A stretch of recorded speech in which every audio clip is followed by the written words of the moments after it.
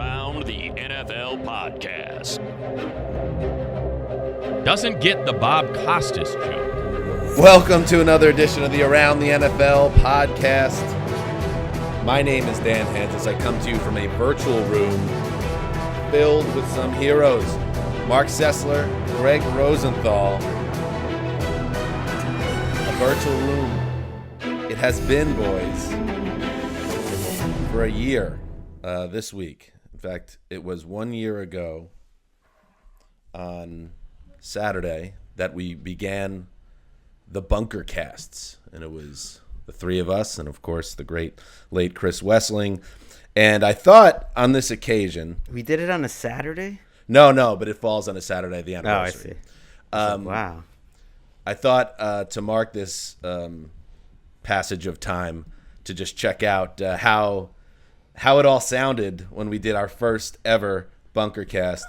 With an added bonus of hearing Chris's voice. So let's hear what it sounded like 1 year ago this week.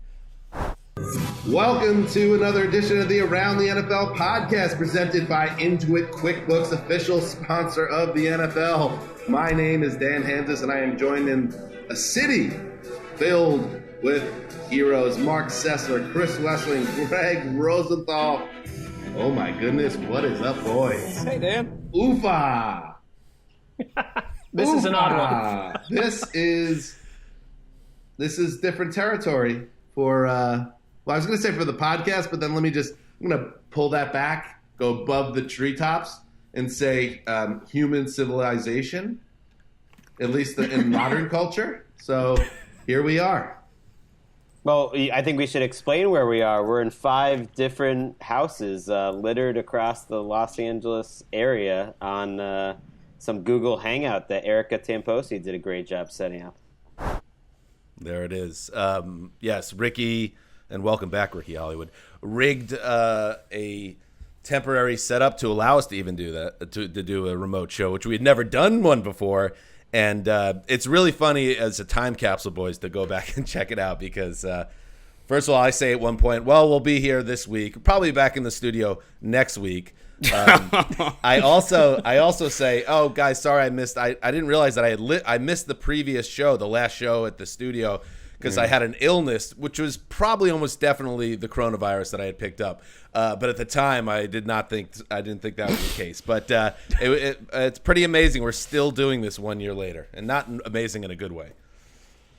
Yeah, I feel uncomfortable hearing that. I'm glad it was a small portion. That's the first time I've heard my voice on our podcast since the last time you played it. It makes me want to puke, and I can only imagine. Still? Yeah, like just the naivety. And I remember we were pushing to do the daily bunker cast. It's like, this is something we're gonna like look back and like remember, and what a cool like thing that we're gonna stand apart and do this, and that's all fine. We'll like be doing it together, and that's all fine. But I think part of that was like a thought of, it's only going to be for a certain amount of time, a moment of time that we look back on. In hindsight, it's like I don't know if I had known we had been doing it for a year, I'd be like, okay, let's just keep our normal schedule. Let's not get too crazy. Well, it was the start of free agency, and I thought that part made sense. Yeah. Right, our method was to like. Everyone else was kind of shut down, and thanks to Erica and setting it up the way we did, I think we leaned into it hard. And I know that within days of Corona landing, I was renting Airbnbs and like just enjoying the version of it that. Let's backtrack a little bit because okay. I have been gone a week.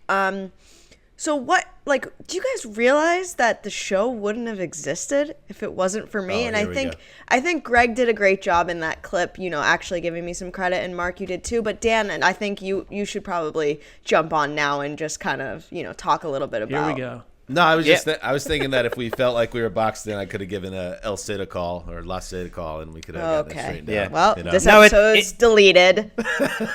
It's true. No, it was amazing, Ricky. You were a huge part of getting us running, and you helped the entire company because everybody was caught with their pants down, as it were. Right. I mean, the pandemic's really hurt, the ability to produce podcasts. If you look around the country, it's been like no one's been able to overcome this sort of challenge. Greg, do you know what kind of work it takes to make your nasally annoying? You say you want to puke when you listen to yourself. What about the thousands and thousands of people that listen to the show? Do you know how much work I have to do so they're not puking out their car windows, out their houses? Are you insinuating that you auto-tune Greg's voice? Yeah. I mean, I have to. If he's going to throw digs, you're going to get it right back. Listen, it's like a brother and sister, the two of them. Live wire. And you'll notice also that I was listening to the first 6 or 7 minutes. Didn't hear a lot from Wes there, and it did make me think, as we're very, thinking back with Wes, and I was thinking how the four of us as a team, if I'm all bombast and arena rock, and Marc is prog rock or maybe a jam band, depends on what day you get him. Gregg likes rap, and then Wes was like jazz. He picked his spots and he filled the space with smooth efficiency. That was Wes, and he would get definitely the highest PFF score of the podcast because he didn't need to fill up the space like someone that's talking right now. Yeah, he's like, he was a big NBA fan. I'm becoming more of one. If he was an NBA player, he's like Joel Embiid. It's like he's efficient with those minutes. Efficient with you give him the ball, he's gonna score. I mean, he was a Spurs fan because offense, he just loved defense. their brand. Tim Duncan, maybe he's Tim Duncan. That's Wes a better was comparison. the big fundamental of the podcast game.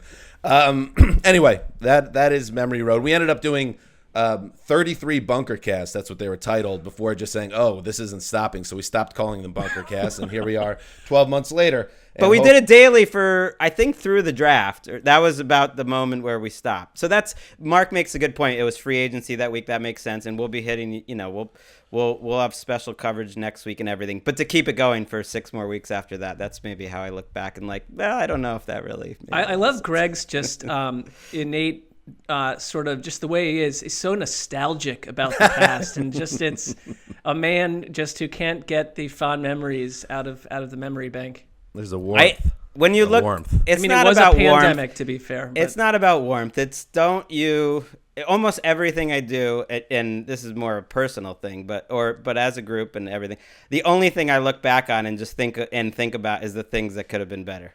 That's maybe a bad way to, the things we could have done better. I'm joking about doing it every day, but just in hindsight, I think we've done a few things adequately to an adequate level. No? And when I look back at those shows, and I was doing them in my garage, my rented garage, and I remember, I think back at those shows that it felt like there was a little bit of safety in numbers because it was a very scary time, and everything was being turned upside down in a way that none of us had ever experienced before. And I think that's part of the reason we're like, let's do a show every day, because then there was the 30 to 45 minutes, probably an hour, where we were, together and life was normal on some level. So that's how I think. Yeah, that's absolutely true. I'm glad you said it that way. We've done this all together. We almost are used to it now. We are used to it that we've done this. But that's part of the reason, Chris is passing.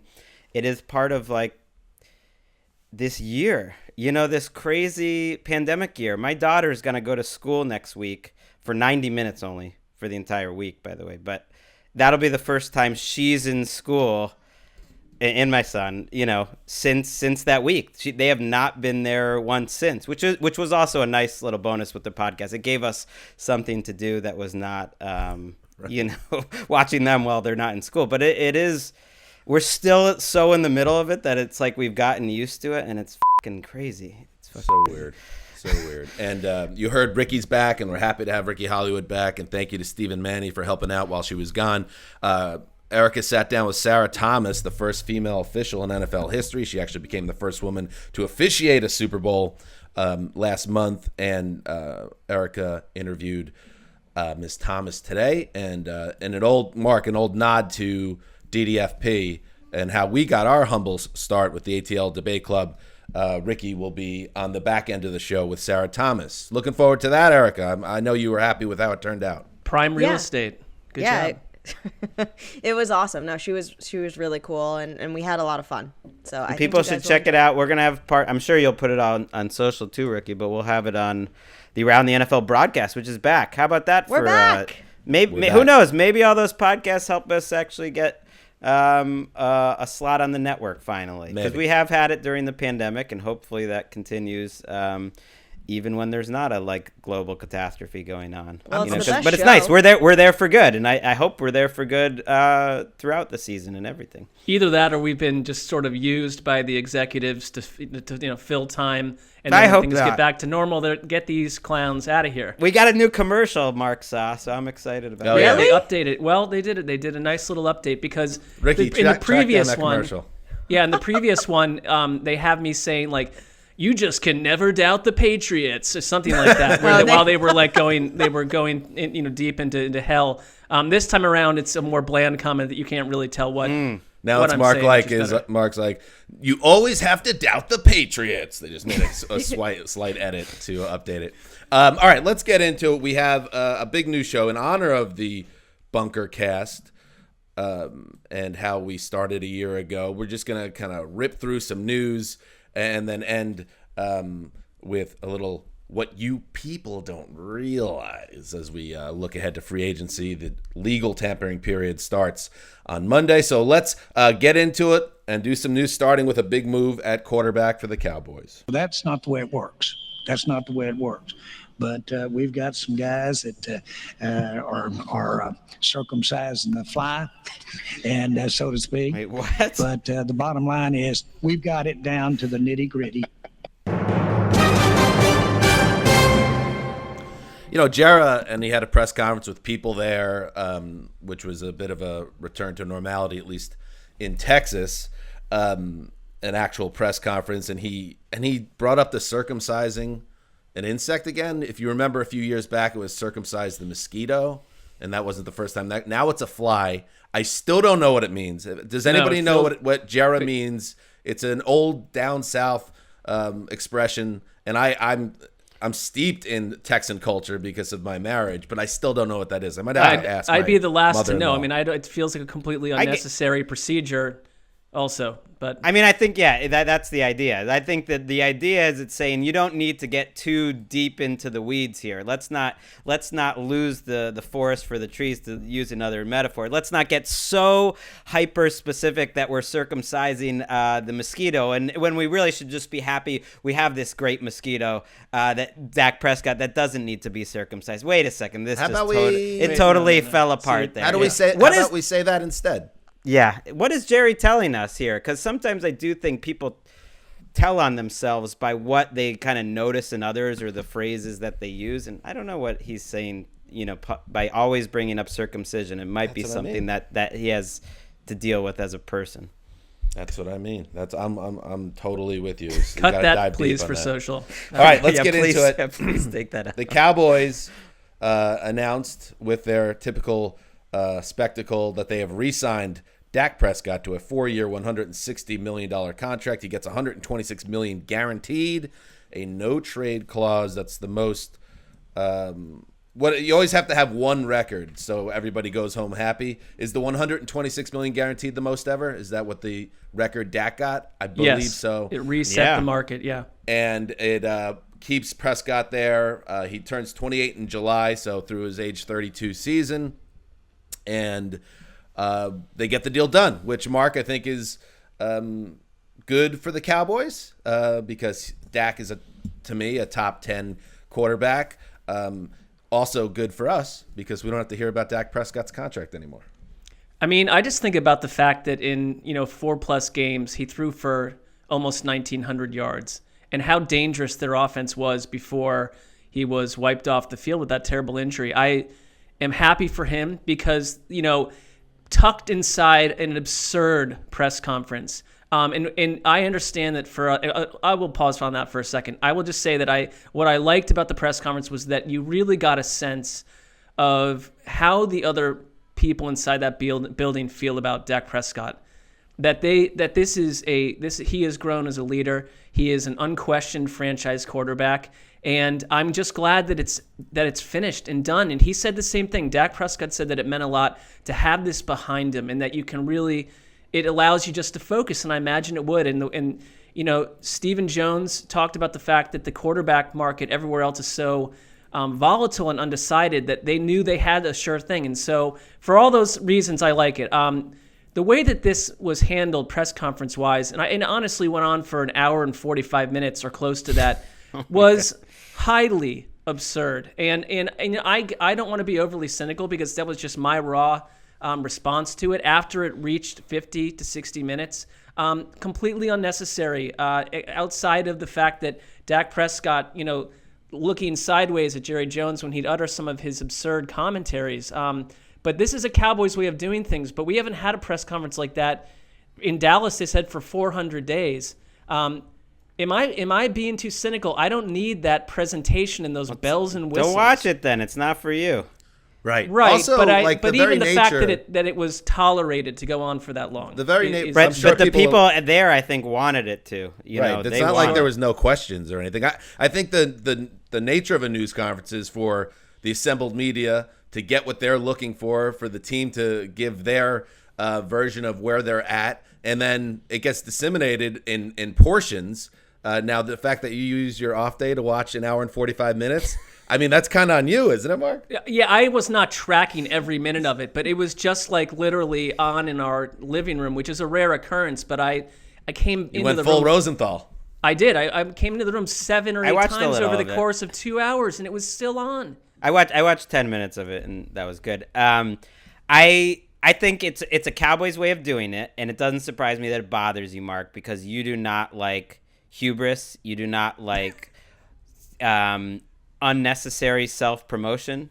Not necessarily like people that value the almighty buck over having integrity.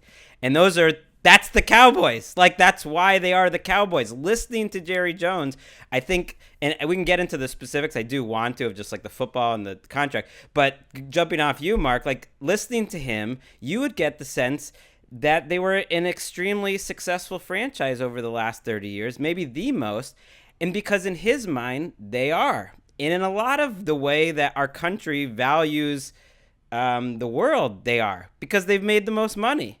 Like, he did refer a few times, like, if there's someone I want to lose a contract negotiation to, this is the guy to my life. Who's going to take advantage? Please, no one believes that you're saying that. You know that you're taking advantage of all these players. You've made so much money. He said, like, you got to overpay. Any good deal I've ever made, you got to overpay. You didn't overpay for the Cowboys. It was an incredible thing. They print cash. And I think to Jerry Jones, that is success. Of course he wants to win the Super Bowl, but I think he's as competitive or more as a businessman. And the way they run that press conference is part of the reason why that's true, and that's fine. But as a fan, I don't care about all that. So if I'm a Cowboys fan, I'm almost annoyed that they see themselves as the team when they're not. They've been losing. They've been a mediocre team at best for 30 years. So I'm with you, Mark, on that. I mean, they haven't gone to the Super Bowl in 25 years, and that you can't get past that.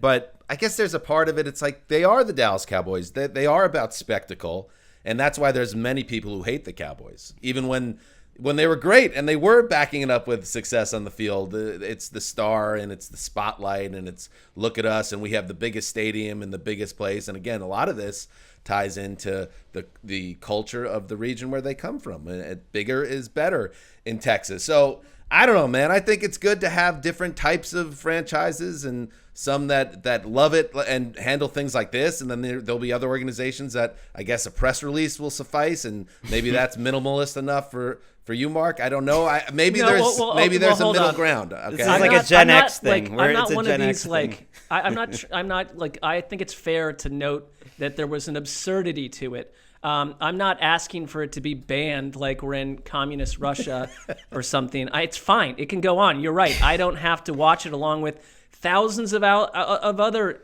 totally worthless shows that are out there that I don't watch. I'm fine with a couple organizations being the way they are, and that is the Cowboys stamp. But I think that Gregg nailed it. Here's the problem. He spent there were 30 mentions of Super Bowl trophies and this and that, and it's like, you've been a bad team. You've underperformed. You've been a team that gets to the playoffs and never gets the job done for a quarter century. there's zero accountability. If you're a fan of the Dallas Cowboys, and we all know a few, unless you have your head in the clouds, you'd have to be furious with this owner and the way the team has mostly been run, outside of the fact that no matter what they do, they're never punished for it. They're put on television 30 times. The record is mediocre. Popular. Yeah, the quarterbacks go on to become better announcers than they were quarterbacks, save for Troy Aikman. I'm tired of it. To Mark's point, and we'll get to the football. That would be great at some point. I understand. But the point has been made. It is interesting, though. But to Mark's point, they wouldn't have done that press conference for when Josh Allen signs his deal. If Josh Allen talks for 145, they'll cut away after 15 minutes. I've seen it. I've been annoyed by it, actually, when they do it too quickly. If it was Lamar Jackson when he signs his deal, they'll cut away. They're not going to leave it on TV. But it's because people watch it and people like it. And they are different, and they're similar now that they have this quarterback on their contract for $40 million. I think it's overrated. That's like, you can't build a team around a quarterback with a lot of money.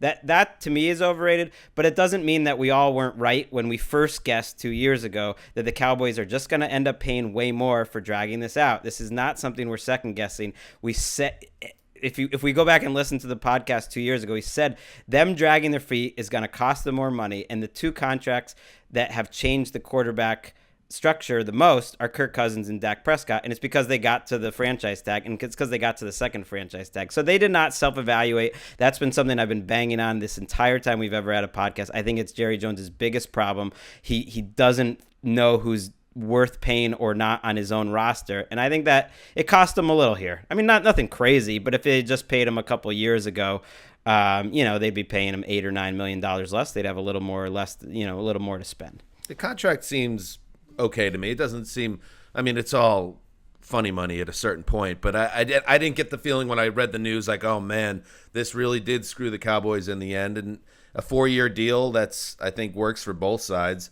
I think about it though, and I know you just said you don't put much stock in it, but I think history backs it up a little bit, is once you do sign that second contract out of your rookie deal, it does get harder to build a team. It just, dollars and cents. It just, he was I believe, what was he, a third-round pick, Dak? Fourth-round pick. And it's fair to wonder if Dallas already had its best chance to win a Super Bowl with Dak Prescott when he was making virtually no money, when they had that dominant offensive line and Ezekiel Elliott was at the top of his powers, and you had the opportunity to use all that extra cap space to build up a defense to make a well-rounded team. They could never do it. They had a couple good years there, but now they have to go about business in a different way. And getting back to the point, and on some level, you were saying, Mark, that with the Cowboys, it's all sizzle and no steak sometimes. Is it going to be different this time? Have they learned lessons? Are they going to take this salary, absorb it into their cap, and be able to now rebound off last year? We'll see. I think one thing that's fair to say is they don't really deserve the benefit of the doubt in terms of team building. It's just the results haven't been there. I do think that the addition of Dan Quinn at defensive coordinator, I know he totally flamed out in Atlanta, but the coordinator world is just so different. I think that's going to be great for them. I mean, they have needs on defense, but a lot of players that last year completely fell off a cliff were better in previous years, not under that horrible scheme they were in a year ago. And so if that can improve, I do, again, look at this offense and how productive Dak Prescott was. I mean, he was on MVP pace when he got injured. Why can't they duplicate that? All those, for the most part, the skill position players are all coming back. The line is a concern. He's an interesting player, Dak, because even on the show, we've been a little up and down because he was so good as a rookie, one of the best rookie seasons of all time by a quarterback. Not as good the next 2 years, but his fourth year, to me, he was so good that proved beyond a shadow of a doubt where he was, which is as a top 8 to 10 quarterback, maybe even better than that. And then he started last season great too. If you could play that well in your fourth season, I mean, you're legit. But it's interesting. I think it was because he was a fourth-round pick that the Cowboys trusted him ultimately a lot less than the Rams trusted Goff and the Eagles trusted Wentz. And here is Dak, the last one standing with his team. I think the Zeke Elliott contract is going to haunt them a hell of a lot more, and it already is. I was going to say than the Dak one will. What is how many more guaranteed money years does Zeke have? Because that feels like the next domino here. How are they going to have cap flexibility now that they have Dak under contract to get out of that Zeke contract? But he just signed it last summer, wasn't it? Right. He only has his guaranteed money through this year. So actually, even though they would have dead money to cut him or trade him next year, like they'd still save money. So he needs to play well, I think, this year to remain a Cowboy and keep getting that money. Where does Ezekiel Elliott fall on your 2022 free agency 101? That's where he's headed. That's a good question. 27th. I'm gonna make a prediction right now. 27. All right. 27th next year. All right. Before we go full Skip Bayless, let's get out of this Cowboys talk and talk about other things in the NFL. The Chiefs are making a big move at offensive line.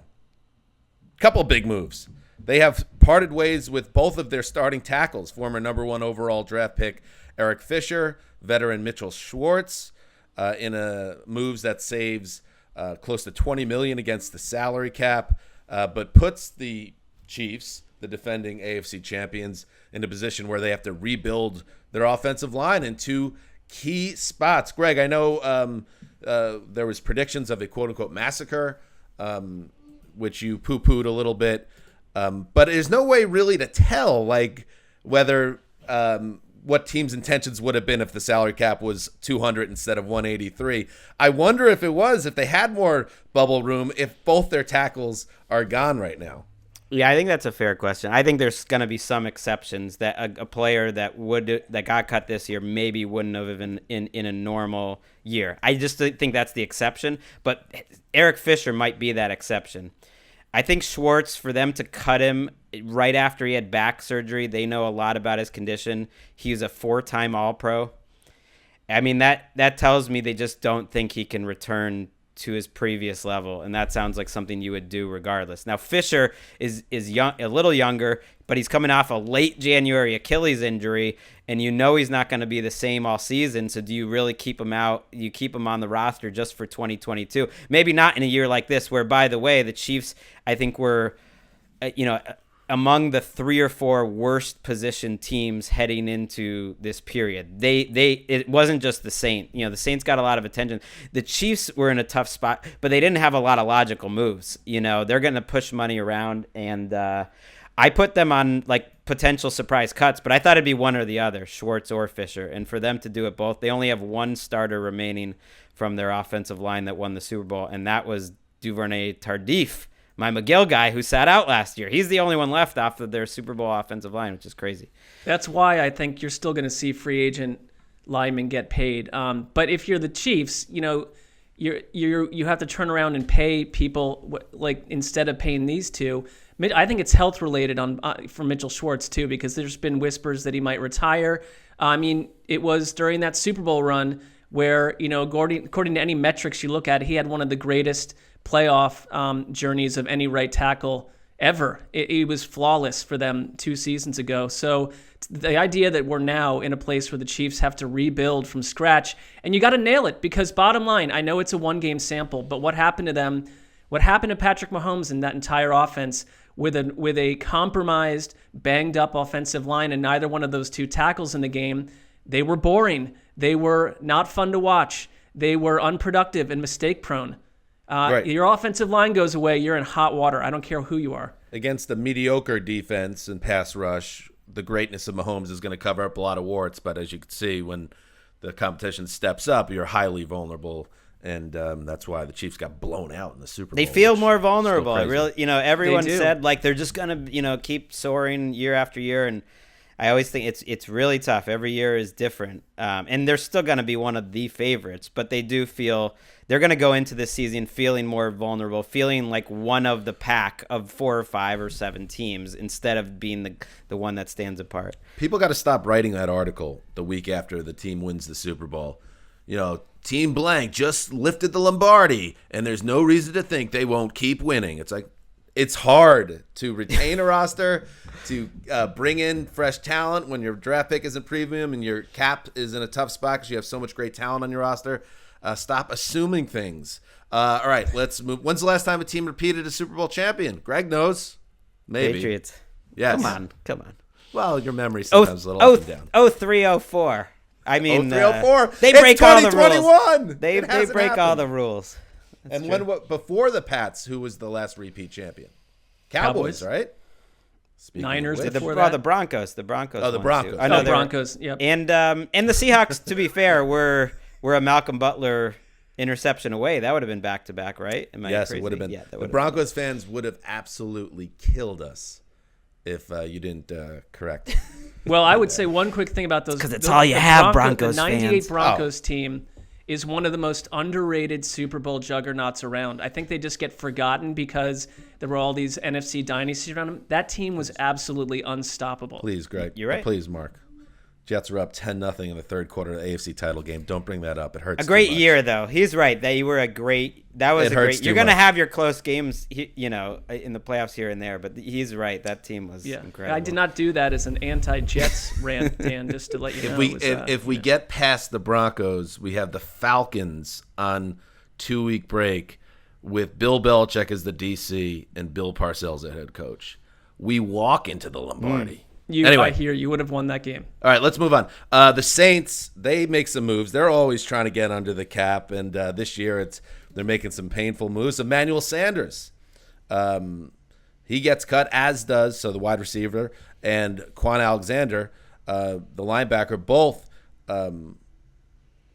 heading out the door. Saves $4 million by cutting Sanders. $13 million saved against the cap, getting rid of Quan Alexander, who's making his way back from an Achilles injury in December. Alexander just 26, Manny in his early 30s, and was, I thought, effective with them considering their QB issues with injuries this year. I'm sure he'll get work. They both will. The Saints have some work to do. They do. Neither was a surprise to me. I don't think the Saints have done anything surprising this offseason except for tag Marcus Williams, that their safety, which we'll get to, but the other tags. But that was surprising to me because that's going to cost them $10 million. Shows how much they value him. It's been fun to kind of follow. This is my idea of fun. Over the cap, their cap space page. It's like the Saints were at $270 million over the cap. And like each day it just comes down a little more. And now it's down under 30, and they haven't made a move yet that is surprising. The one thing I have heard from some of the that I wonder about too is a Michael Thomas trade. To me would be the one big surprise move they could make, because I'm not sure what else they're going to do to get under the cap. Maybe it's just moving money around, but that would be a move that I wouldn't totally shock me. It makes a little sense. Maybe a trade too. Right, that's what I mean. A trade, a Michael Thomas trade, where you get that contract off the books. He'd certainly have suitors if they wanted to do that. I think he would have suitors, but there is some buzz on the streets that he's a bit of a pain in the ass on a high level. Is that somebody you want to bring in? I don't know. He's a great talent, obviously. There's proof of that a year ago too. I mean, there were they cut Janoris Jenkins too.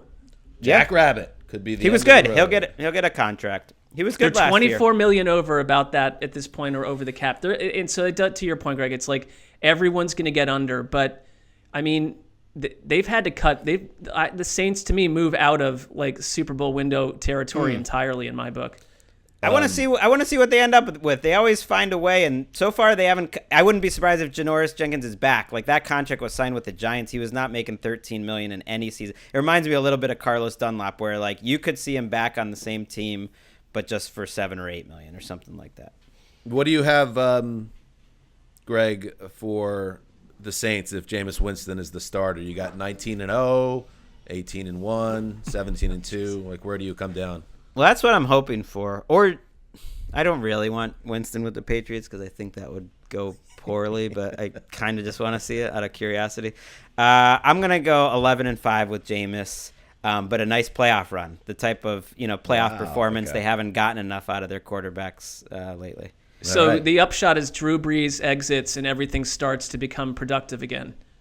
I mean 11-5 is technically a worse record than they've had, but yeah, in January, that's when we haven't seen it, but that's when you see the best. That's Jameis Winston money time. Yeah, sure. I work under that assumption as well.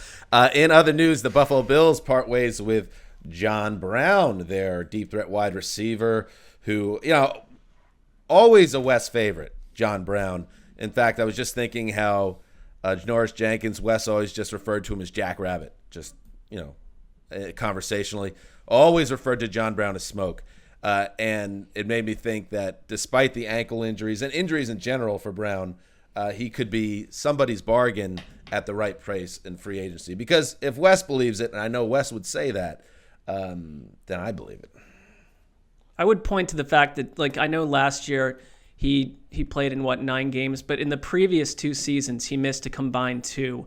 So it's not been all injuries all along, but he had the sickle cell situation, and he saves him $7.9 million. And I think if you look at the Bills a little bit, like they didn't franchise tag Matt Milano. I think it's because they're going to turn around and have to spend some money. And I look at their offensive line as one area where they've got guys leaving the building, and they can't just, you got Darrell Williams gone, John Feliciano, like you're going to have to replace these bodies. There's a couple of playoff teams out here with who are going to be chasing offensive linemen.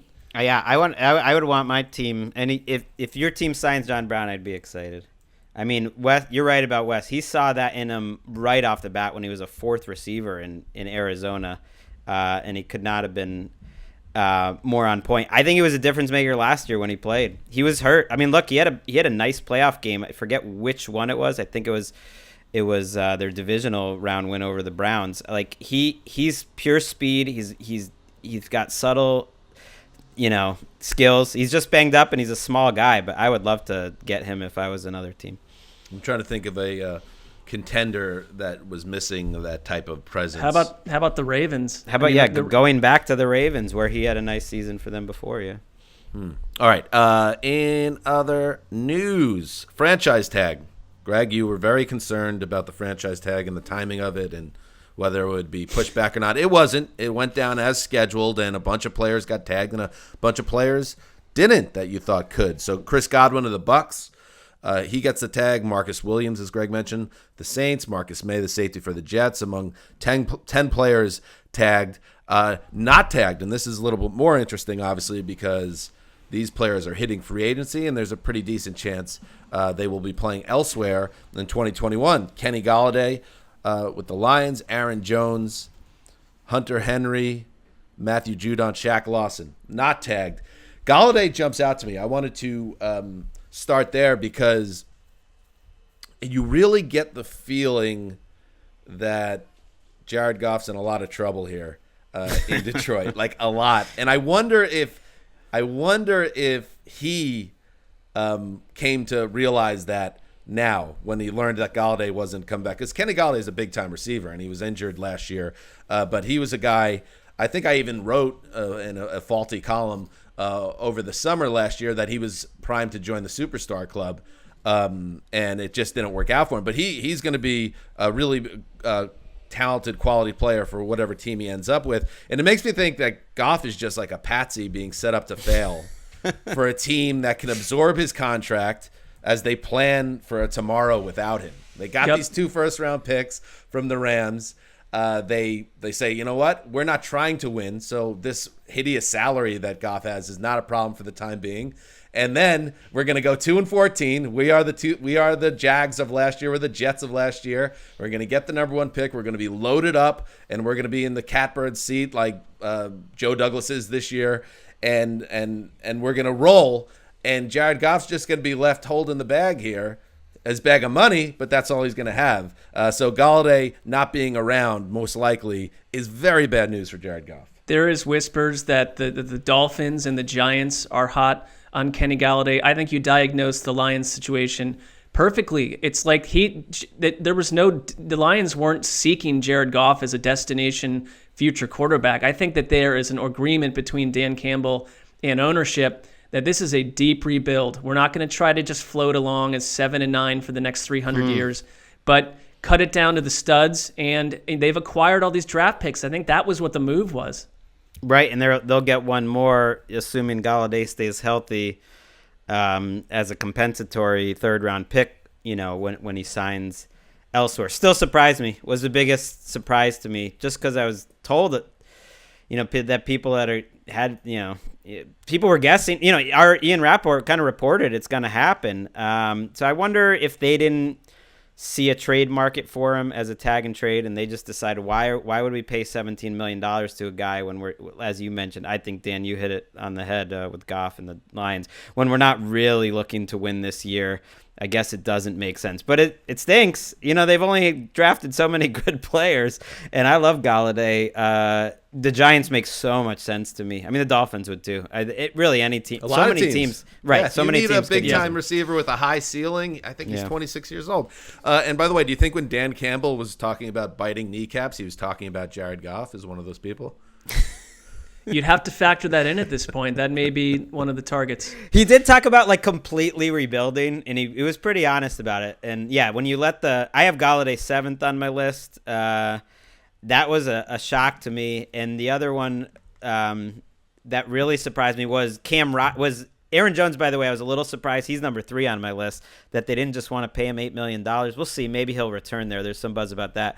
But then Cam Robinson getting tagged by the Jaguars really surprised me. So I think they're the opposite of the Lions, which is I think they're going to spend stupid money. They have the most cap space. They just seem like they're desperate to win now. Urban Meyer and Trent Baalke's back, and he's just going to do whatever he wants, and he's going to set the top of the market, and he's going to do things like franchise tag a left tackle they drafted that really hasn't been that great, but just because, why not spend the money? There are people that know the Packers far better than I do, so I'm not going to go in too hard on this, but it doesn't make sense to me. If you have a chance to put the tag on Aaron Jones, a running back, put him essentially on a 1-year deal for money that is in the ballpark of the best running backs in the league in terms of payment, but not at the top of the market. You do it because Aaron Rodgers is 38 years old, and you've gotten close to the mountaintop the last 2 years. Put the best team on the field possible. Now, they may be saying we can take this money that we're not going to pay Aaron Jones if he doesn't come back. I'm working on this. They might get him back. Maybe they bring him back and everything's fine. But if this ends with him walking out the door and they think we're just going to reallocate those assets, I don't know, man. I mean, that guy has been a stud, and there's a reason their offense has been so incredibly efficient in the last season, and it's a lot of it is obviously Rodgers, but Jones gave him that balance. Playing with fire, I think. I think they must. It tells you good things about what they think about A.J. Dillon because he's going to shift in and become a lead guy. But Jones is irreplaceable. Okay, 30. Well, I'm just saying that this stuff happens though, where it's especially at the running back position, they don't want to pay $8 million to a running back, and they're telling us that. But I mean, there are these suggestions that maybe Jones goes out and tests the market, doesn't get the deal he thinks. And comes back to Green Bay. And then you get him for more than one season. He gone. If he hits the open market, he's gone. I mean, and if you really do value Aaron Jones, put the tag on him and then try to work out a deal. And then if you can't work out a deal, he's still on your team, or maybe you trade him if you really want to go down. I don't know, man. Again, there are people out there that know the Packers better, but it just struck me as strange. The Bucs re-signed Levante David to a 2-year contract, $25 million, $20 million guaranteed, 31 years old. PFF, their number 1 coverage linebacker last year. So this guy has been one of the great defensive players in Bucs history, and now he's got a Super Bowl ring on top of it, and now he's got more security. So good for Levante David. Gregg, does this one surprise you a little bit? Well, the money surprised me a little bit. Another Wes favorite, he was on that. I remember early 2013-14 on our podcast that this is one of the great linebackers in the league. I think if he had been on the Patriots or some other team, you'd be talking about him as a potential Hall of Famer. Maybe he'll get there. I am looking for, though, a text that I just know will make you happy, Dan, from our friend Mike Berkowitz, who is a big Patriots fan. Yeah, he is. And I want to get this right, but the idea is basically he's basically transferred allegiances. He still loves the Patriots, but he's one of those guys that just started rooting for the Bucs. And he was like, it's nice to finally root for a franchise that values their veterans and holds on to the guys that have been great in their uniform. It's nice to finally root for a franchise with loyalty. I'm like, you're what crazy. A smooth. I mean, he really hit the ground running as a fan to go from the tail end of the Patriots experience right into this. Right. I mean, he still likes the Patriots, but it cracked me up. Sounds like you like Tom Brady more than you like the Patriots, but no, I'm with him 100%. All right. Let's see. Speaking of the Patriots, they're taking phone calls we're hearing on N'Keal Harry, their underwhelming wide receiver. I believe he was a second-round pick a couple of years ago. And what kind of market does that guy have, Greg? I mean, let's be honest here. Not much. I don't know. I have to Why is this even like an urgent thing happening right now? How many what, teams like in our news rundown? I thought. Well, no. Greg How put many it in there 'cause he how wanted many to talk teams about are calling up the Patriots? I saw this report too yesterday, and it's like, okay.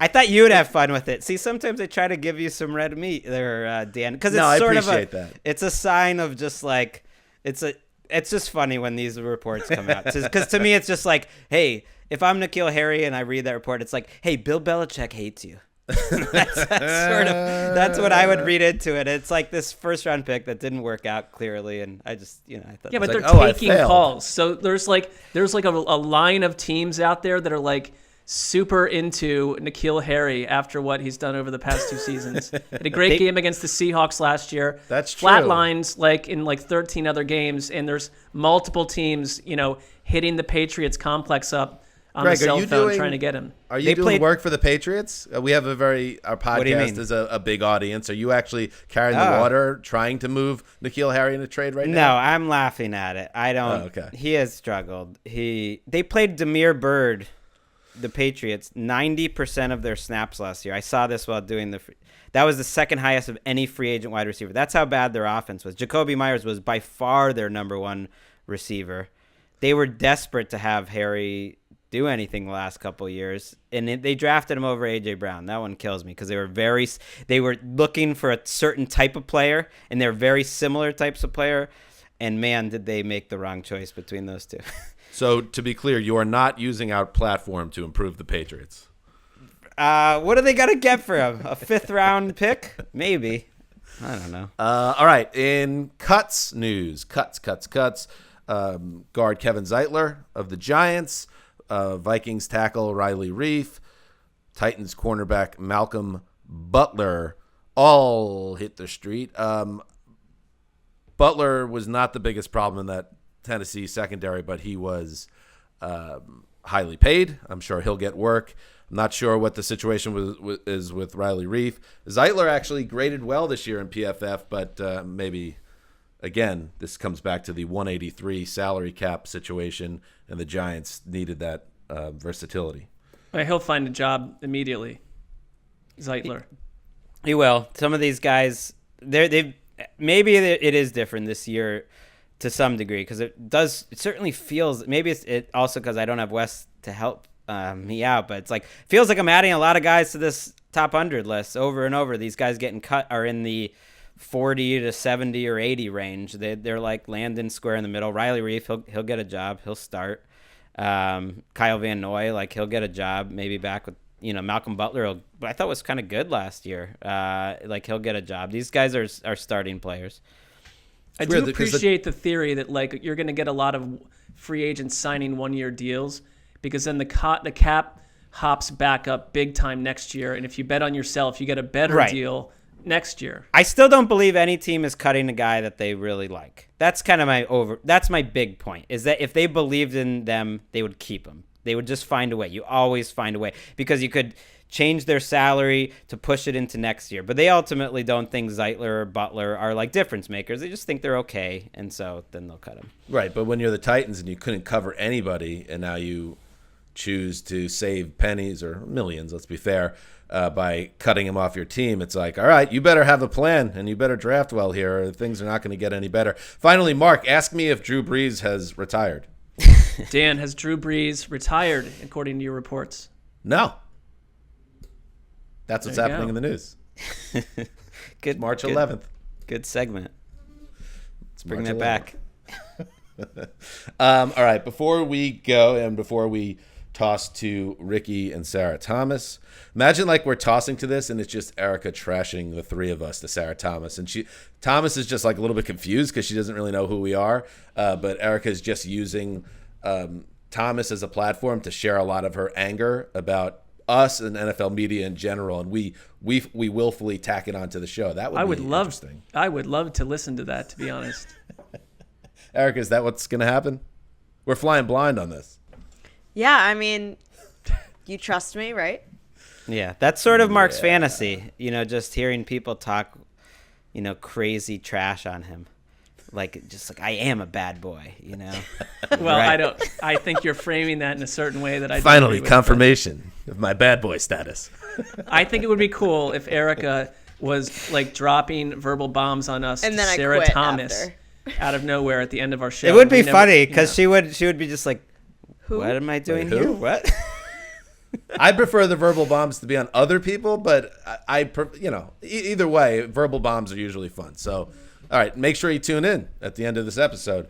Before we go, let's play one of our favorite little games. What you people don't realize. Marc, get us going. I think something that is becoming clear, but a lot of people, not unlike the YouTube little beta boys, we're supposed to insult each other, and that's what I'm calling you. That's what you are. And you're just not realizing. I was kind of we into li- that. I mean, I thought it Oh, was I know you were. insulting, sort of just the general public, listener, Oh. anything, not necessarily each other. Oh well, then remove that. I don't think that you're that. We're not. We have to wake up Thank to you the for my fact that we fantasy live. baseball team name, by the way. Beta There Boys you go. is pretty good. We have to wake up to the fact that we live in a post Steelers universe. Oh, A post Steelers that. Here we America. are. We're Well, back. here's the thing. I don't like it all. I think they have been for years and years judicious in their decisions. Excellent in many of their draft picks on offense specifically. But I'm looking at a team right now that last year had the second worst run blocking grade. They could not run the ball. They were an imbalanced mess. And now you say goodbye to Marquise Pouncey. You do not get. You're not going to have Alejandro Villanueva back. That is tough to replace these guys. The offensive line is a mess. Big Ben. You now have a bigger question at quarterback than you do an answer. And I think behind offensive lines that are crumbling, that's when teams start to go south. You're in a division where two other teams beside yourself made the playoffs last year. Both of them look better than you at the end of the year in the Ravens and Browns. And the Bengals, who knocked off the Titans and beat the Steelers with Ryan Finley smiling his way to like 50 yards on the ground in a bizarre primetime game, knocking off Pittsburgh. The Steelers are in hot water. They can't just assume they're going to get 4 wins a year out of the state of Ohio and all this other business. I sense that we now float into a world where the Steelers are no longer the center of the AFC, east or west of New England. What did you call it? A post Steelers universe? Yeah, post Steelers Society? America. Yeah. Wow. That again, and I'm all for this ultimately because I understand as a Browns fan that the Steelers are hyper annoying because they've been an efficient franchise that beat up on you for the longest time. But for like the rest of us that aren't as like plugged into that division, it's kind of been post Steelers for a while. They haven't even been to the AFC Championship game in a decade. Let alone I hear you, winning but they Super were Bowls. they were 11-0 last year, and They've they been have good. been a team that's constantly you would never be laughed at to make them your Super Bowl team almost every year for the past 20-something years. They haven't won a playoff game in 4 years. That's all I'm saying. They've been I guess what I'm talking about is them floating away from even Got it. that area to a darker place. That'd be nice. Who would you rather see float away to a dark place, the Steelers or the Ravens? Fantasy lands. Let's start with Pittsburgh. All right, we'll start with Pittsburgh, and it's certainly possible. The big question mark at quarterback. I like that. Gregg, what do people not realize? I feel like I've already been talking about this, so maybe you did realize, you ignoramuses, if you've been paying attention to the show. But if not, maybe people wouldn't realize the salary cap still overrated. I'm not, there's been like some victory laps I've been noticing on Twitter by it's like, hey, tough week for the salary cap is a myth, guys. It's like, show me the players. It's basically a tough week for Gregg Rosenthal. No, so it's he on needs my it. radar. No, I mean that they're saying that. I stand by it 100%. Show me the players that were like incredibly valuable that the teams wanted to keep, and I'll show you guys where you restructure their contract and you move it into the future and you do these ghost years that the Saints love doing and every team is doing now, where you sign these phony contracts and you push it into the future when that money is being made. One of the reasons a lot of these guys, are getting cut is because And ignoramuses may not realize this either. I think your dollar's going to go further in this market, and it is a one-year thing. And I think the teams, either intentionally or not, like the Jets, the Patriots, the Jaguars, the Colts, there's 5 or 6 that have more money ultimately in cap space than they really need.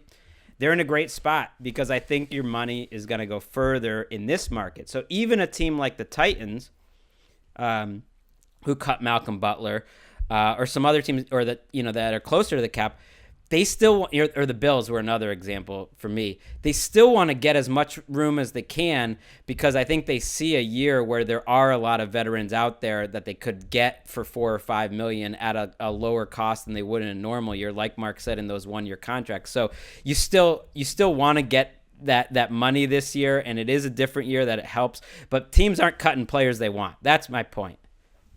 The other thing on the cap that annoys me is that when you go to over the cap and you look at the list, there's always 2 or 3 total trash bag operations that have way more cap space than everyone else. They don't spend money. They don't know how to spend it. They're always in the green or the black, I guess you would say in a financial term, and they're not good. It's like I'd rather be one of these teams that dances around the cap year after year, and you're in the AFC or NFC title game at the same time. Right. There's been too much cap space the last few years, and so that changes this year. That'll be different, but next year it'll shoot. It'll shoot right back up. Mm-hmm.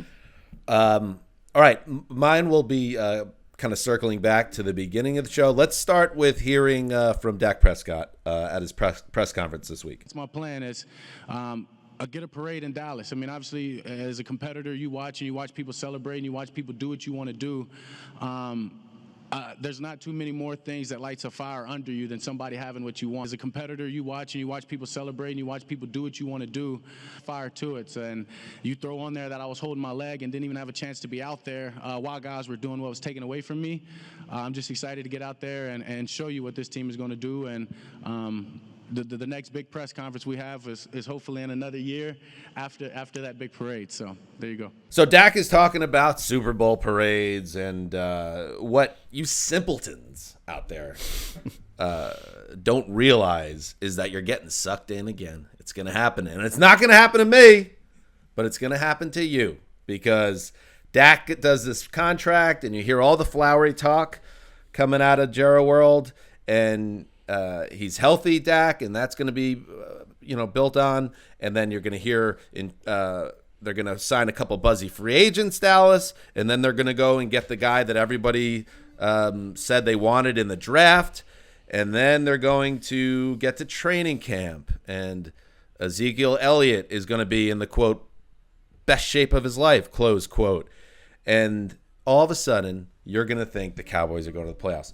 That's what you're going to do. I'm not going to do it. In fact, Ricky, hit my missive music. I got to hold myself accountable because I've gotten this so many years wrong. Dan Hanzus, the old Zeuser, a.k.a. Big Daddy Rich, a.k.a. the new old Blue Eyes, will not, under any circumstances, pick the Dallas Cowboys to win the NFC East in 2021. This is a binding agreement that ensures the involved parties, the aforementioned new old Blue Eyes, has entered into an agreement and is expected to fulfill the obligations under said agreement, even if the Eagles, Giants, and Washington football team all have a pretty decent chance to suck butt. Close missive. Wait a minute. What was the nickname you gave yourself after Daddy Rich? Where's Daddy Rich from? Daddy Rich was when I was exploring a nickname years ago. That was what Wes had thrown out there because that was Chuck Daly's nickname with the old Pistons teams.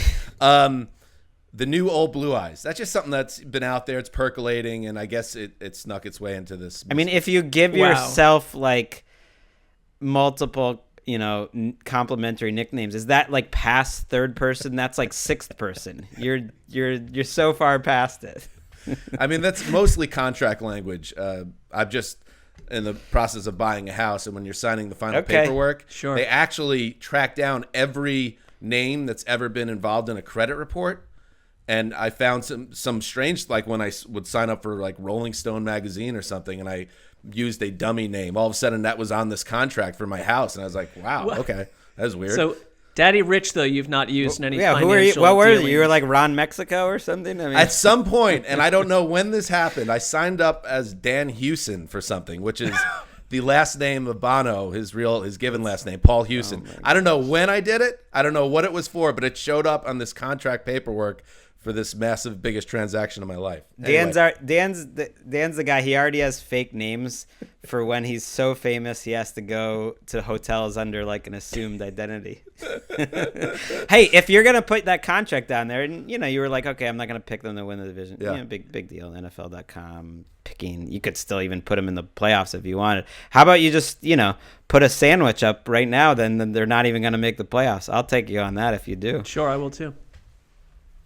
Well, I guess, that's doubling. The thing that does concern me. Well, that would be called true conviction. Yeah, we would know that you really meant this. Well, the contract said win the marching NFC orders East, things. number one. But the thing about the Eagles, Giants, and Washington potentially sucking butt, that is very much on my radar with this. But I'm just working under the assumption that the Cowboys are going to trip over themselves again. But I don't feel confident. I'm just this is basically protecting myself from getting sucked into what's about to happen over the next 3 months, which is Cowboys hype, ceaseless, couch within a division that's not very good. So I'm not going to take that wager, but I'm also not going to pick the Cowboys to win the NFC East. I would just say that if you're the listener right now, that we went out a little soft here. I mean, if anything, you take the sandwich and you show, yes, this is exactly how I feel, but we're hedging bets. Yeah.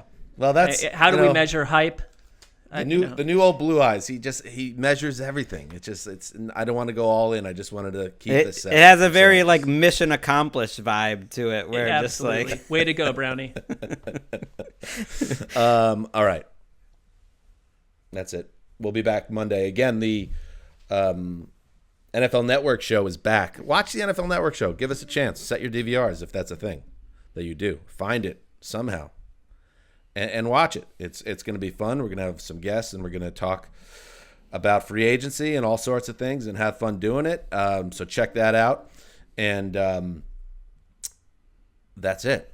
Have a great weekend, everybody. And remember now, it is time to throw it to Ricky Hollywood, who may be slaughtering us in the upcoming segment, a sit-down or a virtual sit-down with Sarah Thomas, the first female official in the NFL. Girl power! Let it rip, Ricky!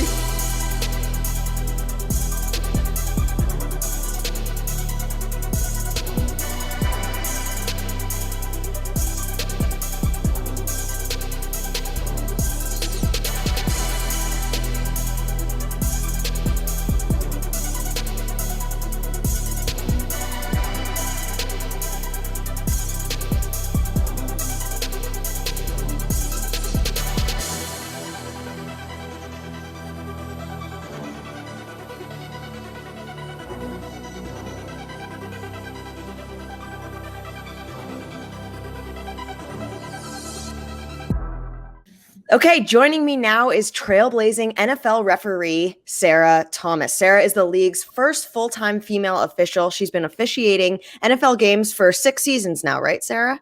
Right. I just finished my 6th season. It's crazy. I know, and the most recent of which culminated with her working as the down judge in Super Bowl 55. Sarah, first of all, thank you for joining us. Second, I have to ask, does your head hurt from shattering the glass ceiling? I like to say I shattered the grass ceiling, so it's a little softer. Yes. Because we're on a turf, I guess. But no, I just I don't even think of it that way, right? But I know that it is a milestone for so many young girls that are aspiring to do something that they don't have to say, can girls do that anymore? Because seeing it is believing it, and they can go do it. So, Sarah, you're a basketball player in college and a good one. Do you think being an athlete or former athlete should be a requirement for a career in, being a referee? I don't know necessarily a requirement to be an official, but I definitely can say that it helped me in my mindset. Just being a former athlete and the coaches and the teammates is kind of like the same thing in the world of officiating. We have our supervisors or our coaches, and we have our teammates, which we call crew. Okay. And so it's just being able to go through that constructive criticism and applying it, or your successes, that's great, but knowing that you get to share it with other crewmates or teammates. But it's just those trying times as a former athlete that you just have to dig deep when you don't think you can run another suicide, and you just have to find that strength to keep going, is a lot like the mentality I have out there on the field. So I don't know necessarily a requirement, but I can tell you it definitely has helped me. I mean, you've got to be super athletic, though. I mean, what is a preparation for a game? Yeah, it's, during the off season, but there really is no off season with NFL officials or really even college officials. But it's, that lifestyle of maintaining some type of strength and conditioning, if you will. And the older I get, I just want it to where I don't, I stay in shape enough to where I don't injure myself, right? Right. And yeah, you've got to be mobile, and we go through agility drills at the beginning of the season, but at some point you get on up in age and all that athletic ability. I mean, I know that the mindset's there, but I'm going to be throwing out the first pitch at my son's game this Saturday in Meridian. I'm like, oh, cool. And I'm like going, yeah, but it's been a long time since I've actually thrown a baseball from the mound to home plate. But when you get in your 50s and 60s, I think the athletic ability just goes away. I think it's more of like maintaining to where you don't get hurt. So for the picking for the Super Bowl, the process, was it like, I got to get my 40 time down if I want to make this game? Or did that process happen? No, I mean, yes, you've got to be able to move. Okay. Right. We've got to be able to move, be in position, and be focused out there on the field. But those 40-yard sprints really don't mean anything because, we can't keep up with the players out there on the field. We just, when I'm out there on the sideline, I'm hoping that the defensive team will come up and slow down the running back to where I can catch up. Give me a little relief there. But we're graded. Every game in the NFL is graded. Really? Yes. And so you start out, let's say, with 100, and you can only go down from there. So it's like you want to make sure you're correct. And if you throw something that's incorrect, that hurts your chances of playoffs. And the ranking from number 1 to number 2 is a very, very small percentage. So really? So every game is graded for every official. Wow. Okay. I had no idea that even happened. That's cool. Do you have a Twitter? Do you see what people are talking about when the officials are happening during the game? Yeah. So I do have a Twitter, but it's kind of secretive, but I've started to tweet stuff about my kids because they're, my oldest is a middle infielder, just having the time of his life at Meridian. Nice. And I have a junior that is 6'5", catching and is a switch hitter. So I'm starting to kind of want to tweet stuff about them. But as far as the stuff that's on Twitter or any of the social media outlets, it doesn't bother me. It's kind of comical, if you will. It's got to be. That people sit behind a computer screen or on a phone and they feel as if they're God and they're experts about everything. But I don't see them out there applying themselves, So it's funny. Are there any specific calls you've made at any point in your career that really stick with you for better or for worse? I would say there are calls that you make that it impacted the game and you want those to be in a very positive way. And then the ones that you sit back and it's that one play that just eats at you or keeps you up at night. I would be lying if I said that they're not those, but you just have to say, put it to bed. There was a play my rookie year that I called a fourth timeout, and there's only 3 per half, and it's just like I wanted to crawl underneath the turf. But you learn from those, and you just have to have short-term memory because if you're still thinking about it the next Sunday you work, it's kind of like playing sports. If you make an error, you better clear your head because the ball's coming right back at you.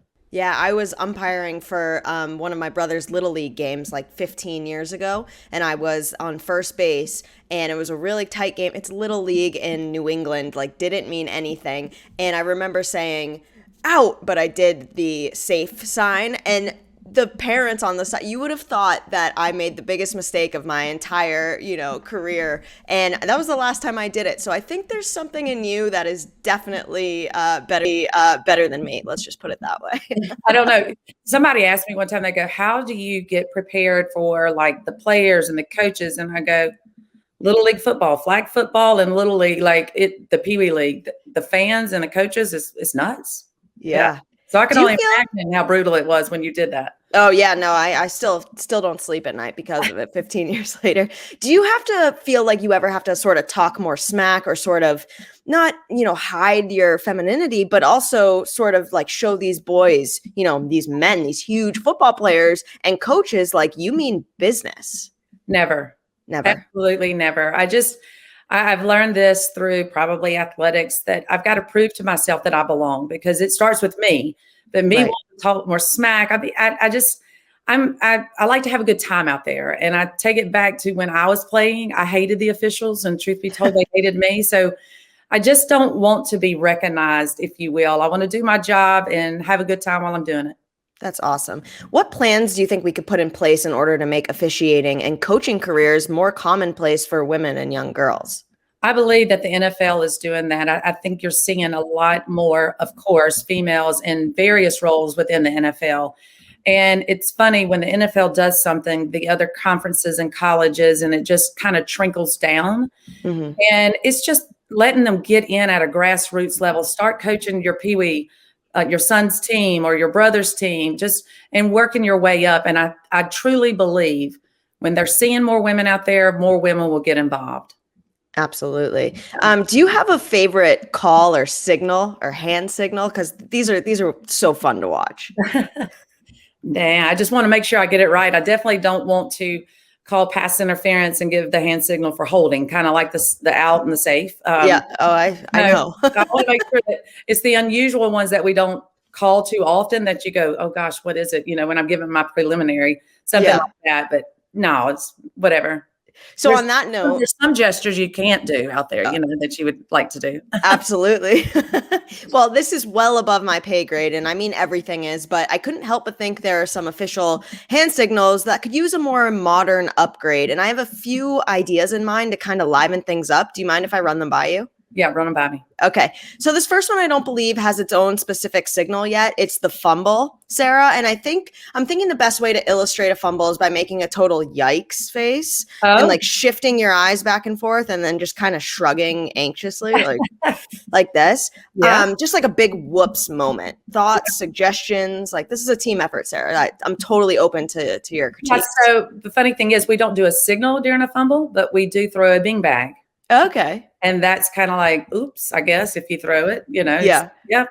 All right. So this fumble. Okay, good. So next time I'll be looking to see if, you're doing this out on the field. Right. The next one is delay of game. So if you, of course, know the current signal like this. Well, no offense, but that doesn't make any sense at all. So here's what I propose. You tap your wrist repeatedly like you're a cartoon waiting in line and just go ahead and throw in an eye roll or smirk for good measure. Like this. The back judge does the delay of game, so I'll pitch it to the back judges and say, hey, I think we should consider this. Yeah. Okay, that's all I'm asking for, just to get an introduction. That's awesome. So now this one coincidentally also doesn't add up for me, Sarah. It's the personal foul, and I mean, like, what is that?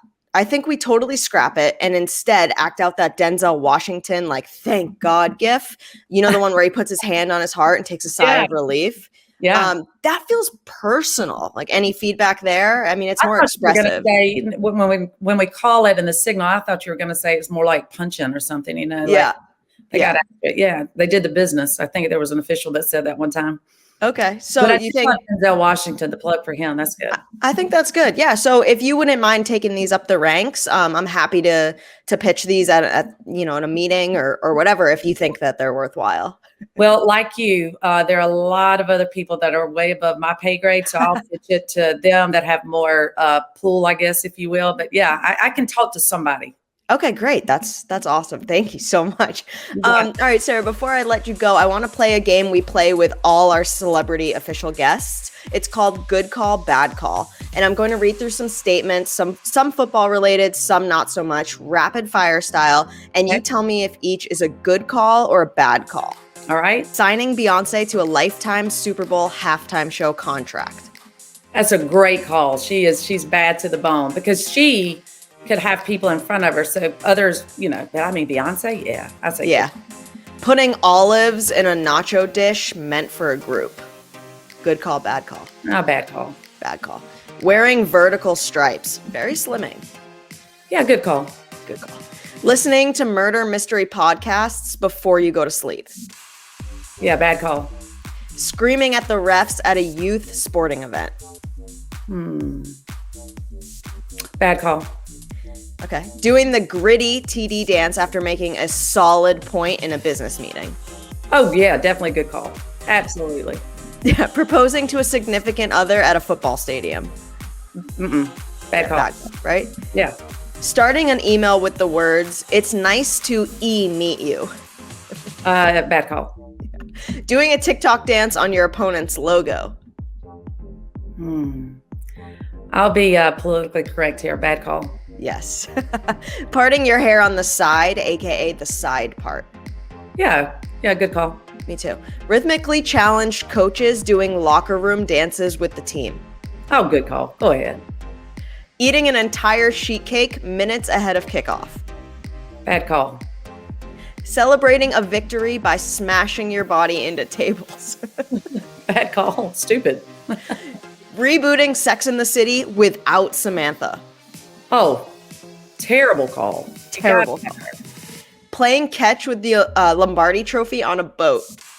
I plead the fifth. Going on vacation by yourself.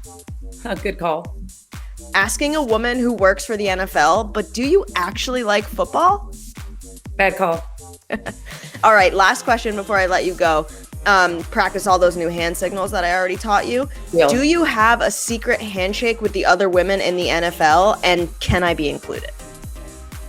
I don't currently, but now you've got my wheels spinning, so maybe we'll come up with one and you'll be the first one that I'll do it with. How about that? Yeah, that's perfect. And I'll be looking, next season for you. And once in a while, if you do this, I'm going to be like, that's a Ricky Hollywood shout out. That's exactly right. Sarah, thank you so much. And congrats on all your success. It's been so amazing to watch. Oh, thanks for having me.